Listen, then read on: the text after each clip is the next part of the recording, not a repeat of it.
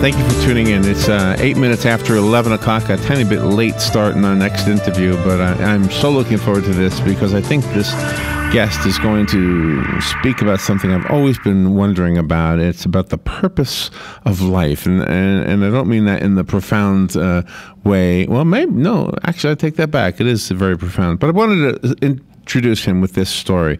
10 years ago, Robin, in the summer that just passed, so it would have been 10 years ago in 2004, you and I were on the radio during a couple of hurricanes that really hit us head on, like 2 weeks in a row. Remember that? Yeah, I remember that. And I remember everything wasn't working.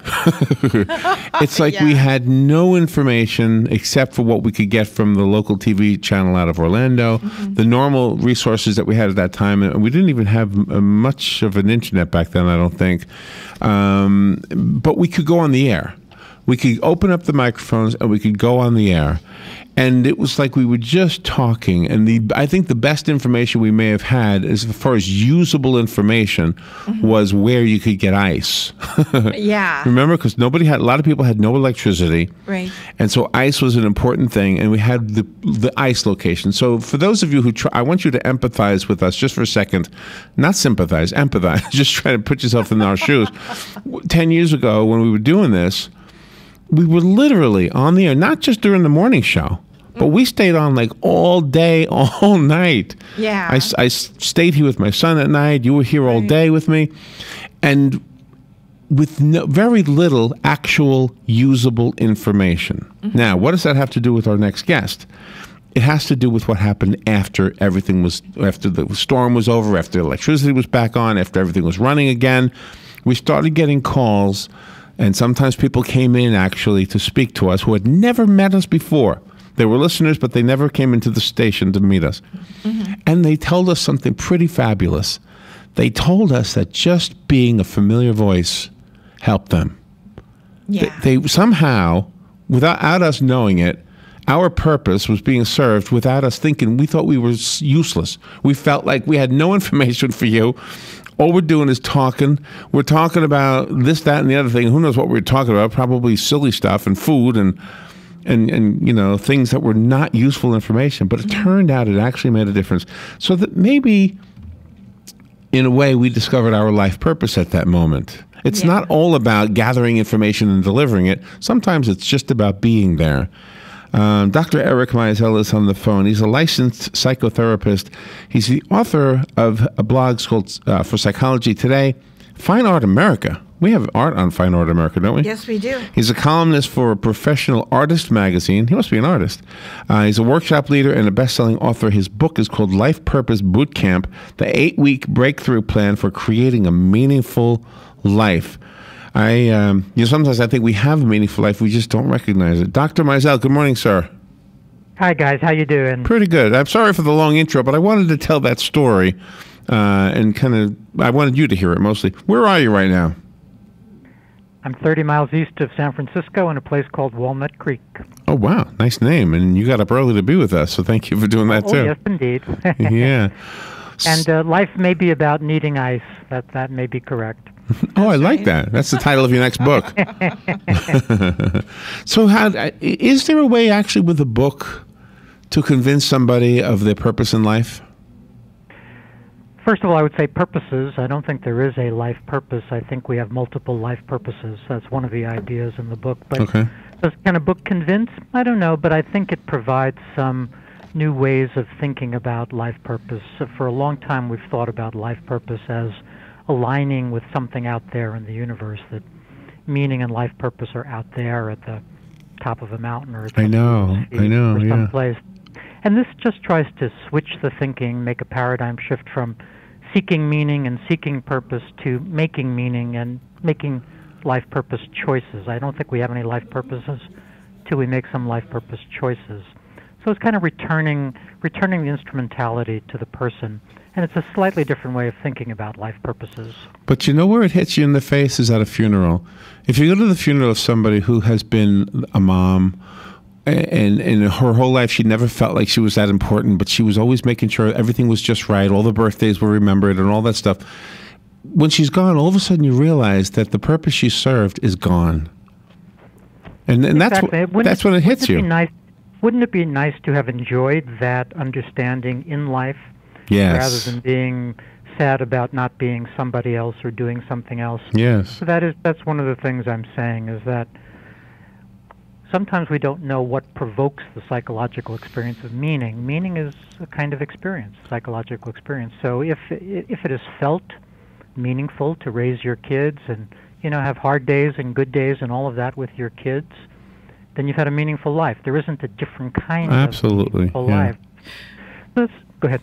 But all of life isn't filled with happiness and joy. There's stress in there. There's distress. There's sadness. How do you help people keep a well-rounded life and still be their own person without falling into the depths of despair? I think a part of it is just the maturity of understanding about how meaning works. Lots of things in the service of meaning we don't experience as meaningful. If you're a novelist writing your novel, maybe 200 out of the 300 days you're just slogging along and not experiencing that as meaningful at all, and yet that your work you're doing is in the service of meaning. Same with anything we might think of, activism or service or being a parent. There are lots of times when what we're doing doesn't feel meaningful, and yet on the idea level we understand that we're serving our idea of meaning. We're doing exactly what we intend to be doing. So I think that helps. Are you an artist? I've had a little pastel life, but no, I'm a writer more than an artist. Okay. Well, I wanted to ask you something that is actually based on somebody who might be an artist or a creator, so writing applies. The song "Mr. Tanner" from Harry Chapin. Are you familiar with that song, by the way? I'm not actually. Well, it's a song about a tailor who happens to be a fabulous baritone singer, and he somehow musters up the money to get a hall, and some critics come in and hear him and give him a bad review, and he decides, okay, that's it, I'm never going to sing again, even though he really is a pretty good singer. And I think in the world of the arts, and this probably applies to anybody who's trying to do anything, let's say you paint a picture or do a pastel or something, and somebody says, well, enter it into the show. Okay, so you enter it into the show. And it gets no accolades. In fact, it maybe gets some criticisms. And then you walk away saying, oh, man, see, I thought this was something I loved doing, and now I realize nobody else loves it. But I just think if your purpose is to create art or to write books or to be a baritone or something like that, it's almost criminal, I guess, that people will discourage other people from trying to pursue those things. Yeah, and it makes the individual sad and disappointed and all of those things. As a creativity coach, I work with clients, and I tell them that first of all, they have to trust themselves. That if you are moved by every opinion you get from the world, then you're going to be shifting your opinions about what you're doing all the time, because everybody does have an opinion. And we have to be strong in our intention to matter. Most people don't actually believe that they and their efforts matter all that much. I think that's especially true in the arts. Who needs another photograph, another short story? Well, the writer does, the photographer does. So folks have to keep reminding themselves that this is one of their life purposes, not their only one. It doesn't pay to put all of your meaning needs into the creativity basket. You're going to end up too cold and lonely. You also need relationships and other stuff in life. But we should take care of all of our different life purposes. And one of the ideas in the book is just how to keep these things close. Let's say you even know what your life purposes are, which most people don't really know. Even if you know them, they still fall off our daily to-do list. We're always doing other things, just checking off things off our daily to-do list. So that's one of our tasks, is to keep our life purposes close and keep paying attention to them. We need to take a little break for the weather. That's one of our purposes. But when we come back, if you could, maybe you could give us some examples that are in the book of ways that we can maybe define our purpose or figure out what it is.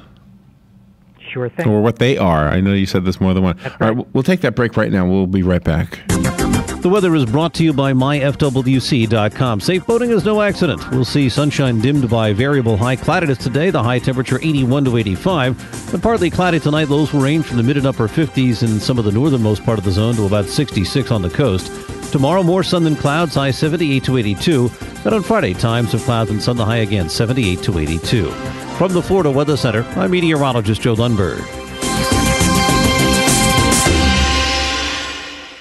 When the most respected company worldwide puts its name on a real estate sign, that's a sign you'll want to see. When a company known for straight talk enters real estate, that's a sign the market is changing.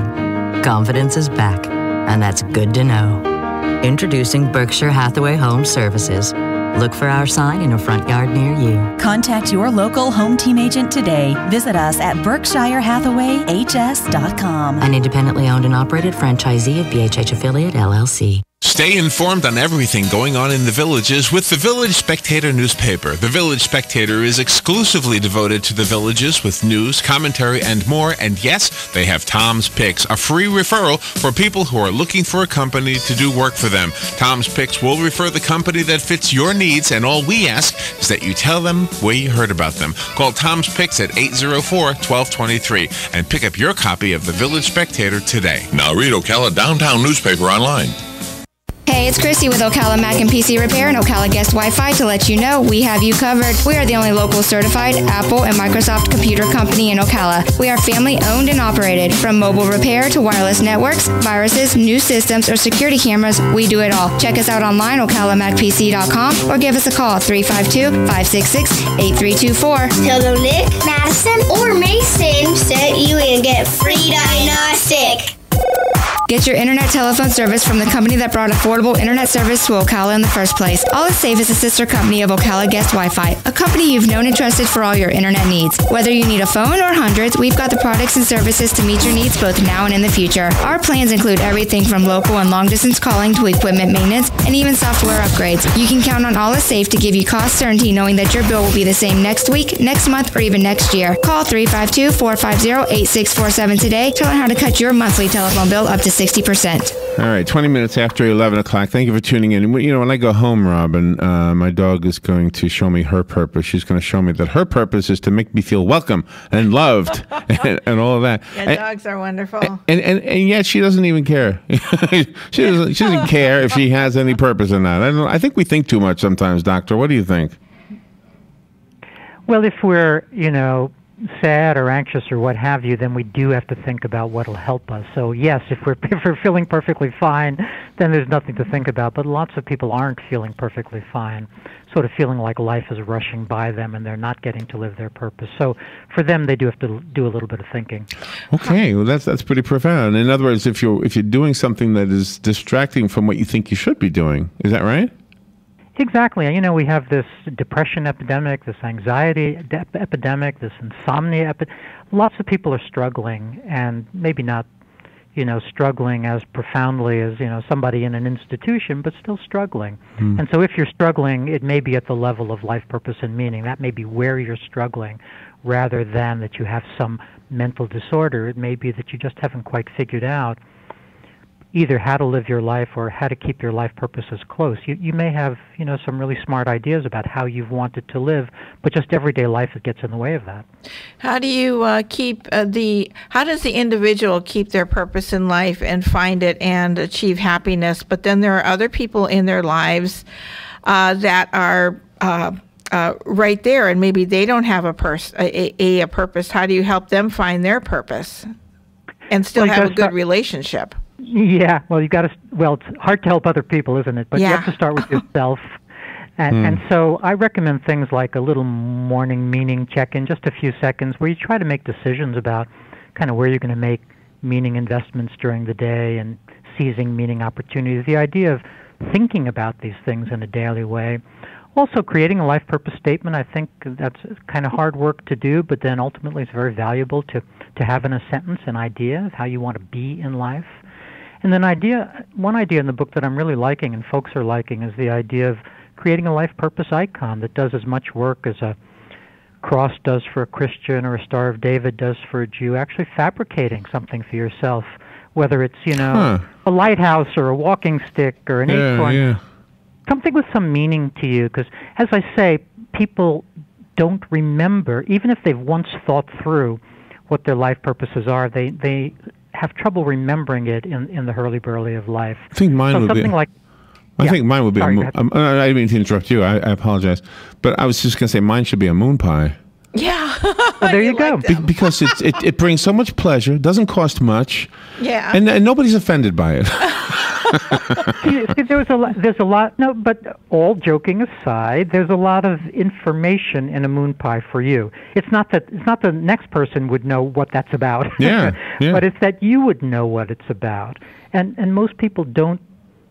It could be something as picking up, one of those nice smooth pebbles from a riverbed or something, just one of those things that is somehow iconic and resonant in its own way. I think people need more icons and ceremonies and what have you to keep their life purposes close, because as I say, mostly we're just doing the next thing we have to do. You said, when you mentioned in the lead-in about the hurricane, it's often when huge things like that happen that people, not even forced isn't even the right word, they're given the opportunity to think about these other bigger things, the way they actually want to be. And it's a shame that it takes things like hurricanes and earthquakes and what have you to remind us of how we want to be. You know what I was thinking of in the course of this, and I guess this is a good time to interject it. My dad died 4 years before my mom did. My dad always took my mom to church. So after my dad died, I made a decision, okay, I'm going to bring my mom to church on Sundays. It's what she loves to do. So for the last 4 years of her life, that was one of my missions, every Sunday to drive to her place. It was about an hour drive, I guess. Yeah. And take her to church. Well, it was a purpose in my life for those 4 years to do this. And then when she passed herself, all of a sudden, that purpose was gone as well. It was kind of, I don't know, I was thinking about it as you were talking earlier. Exactly, and I think that circles back to what I was saying, whether or not for you it was a meaningful experience to be in church, the activity of taking her felt meaningful. Oh, absolutely. So some of the things don't tell the pastor, but I fell asleep. There you go. A lot. So, as I say, some of the things that we know we want to do, we're not experiencing as meaningful in the moment. That's unfortunate, but we know that we're making meaning in the way we intend to make it, and that's really important, because at the end of the day, then we feel proud of our efforts. How do you help a person recognize what their purpose is, though? Because sometimes they don't know. I think you have to sit down and, to use my language, sort of create a menu of meaning opportunities. That is, actually think through what in life has proved meaningful to you, what values you want to uphold, how you want to be. It's a kind of work to sit there. And I think people discover that things that they thought were meaningful, or their life purposes, like that, I don't know, that PhD in archaeology never was actually all that meaningful. But things like, having a conversation with your crazy Aunt Rose about the family, that was exactly meaningful. The folks don't really know what their life purposes are. It is an interesting thing. People don't know. I'll tell you another story from us. Robin and I play music, and we're just two people playing musical instruments. But I'm not trying to say we're great at it, but we do it. So anyway, we were recruited to try to raise money for the local literacy council, and so we would go out there and play on the streets, and people would give us tips, and we did it over and over and over and over and over again. We got to be something we liked doing. Well, when the fundraising campaign was over, we fell in love with the idea of going out and playing. But it had no purpose. All of a sudden, our playing had no purpose. Yeah. Until one day when we were playing in one of the local parks, and this gentleman came up and he said, "Oh my gosh, I haven't heard that song since World War II, and you brought back so many great memories." All of a sudden, getting money into a jar wasn't the purpose. It was something else. Exactly. Isn't that interesting? So you thought you needed one kind of service or activism purpose in order to do the thing that you wanted to do anyway. And then this is what I'm talking about in the sense of if people could remind themselves that there is a purpose to doing the thing they actually want to do, then they'll go and do it. But the remembering that there is a purpose is a part of the equation. If we don't think what we're doing has purpose, then it's easy to procrastinate, easy not to do it, easy to get down on ourselves. That's why this thinking about life purpose is so important. I love what you're saying there. The book is called Life Purpose Boot Camp, the 8-week breakthrough plan for creating a meaningful life. Eric Maisel is the author. I will give away the copy that he sent us. If you call me and ask for it, I'll put your name on it, and the rest of us have to go buy it. Dr. Maisel, do you have a website? We'll start there. I do indeed. It's my name, ericmaisel.com, and that's EricMaisel.com. Okay, easy enough. And Robin already has that on our guest list. So for those listening, you can go there and see. You won't have to worry about writing it down. And is it in Amazon and all the other places? All the usual suspects. That's right. Okay. Mm-hmm. And sometimes the purpose of a person's life changes. I know I raised my 2 children, and then when they grew up and left the house and were on their own, I needed another purpose. So that's something else that people struggle with. And that's why I like to say life purposes as opposed to life purpose, because A, we may have multiple life purposes in this moment, and B, they are going to change as our circumstances change. Absolutely. There's no reason, no logical reason why our life purposes should remain static over time. And isn't it interesting, the phenomenon of a book, through the phenomenon, you created something that is, you are serving a purpose with the book. But once you're done writing the book, it could have a life of its own. The one that I'm going to give away could get passed on for years. Yes. And it'll be serving a purpose that you aren't even aware of anymore. That's exactly right. The artists of the turn of the last century, because they didn't think anybody would understand their art, said that they just wanted an audience of one. And of course they wanted an audience of more than one. But still the idea was that if you just help one person, how can that be a bad thing? So I entirely agree. If one book moves one person, that's a great thing. Well, thank you for getting up early to do this with us, Doctor. Definitely was a great conversation. Again, Dr. Eric Maisel. I've been mispronouncing his name the whole time. Go to his website, ericmaisel.com, M-A-I-S-E-L. And Eric is spelled E-R-I-C, ericmaisel.com. Thank you, Doctor. Thank you for being with us. Thanks so much for having me. Good stuff. We will take a little break. We'll be right back.